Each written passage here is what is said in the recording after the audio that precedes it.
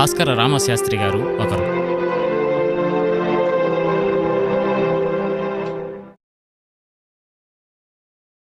రామశాస్త్రి గారు గాంధీ గారి పిలుపుకు స్పందించి ఏ సందర్భాలలో ఆ మహాత్ముని మాటలకు స్ఫూర్తిని పొంది ఏ విధంగా ఉద్యమంలో పాల్గొన్నది ఆయన మాటల్లోనే తెలుసుకుందాం.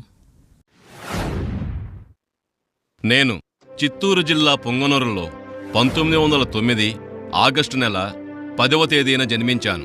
మా తండ్రి శ్రీ భాస్కర్ వెంకటరామయ్య, తల్లి శ్రీమతి నరసమ్మ. మా తండ్రి పొంగనూరు జమీందారు సంస్థానంలో రెవెన్యూ ఇన్స్పెక్టర్గా పనిచేస్తూ ఉన్నారు. నాకు 3 అన్నలు, 1 అక్క, 1 చెల్లెలు. నేను పొంగనూరు శ్రీ బసవరాజు గారి హై స్కూల్లో SSLC వరకు చదివి 1926లో పాస్ అయ్యాను. బెంగళూరులో ఇంటర్మీడియట్, మదనపల్లి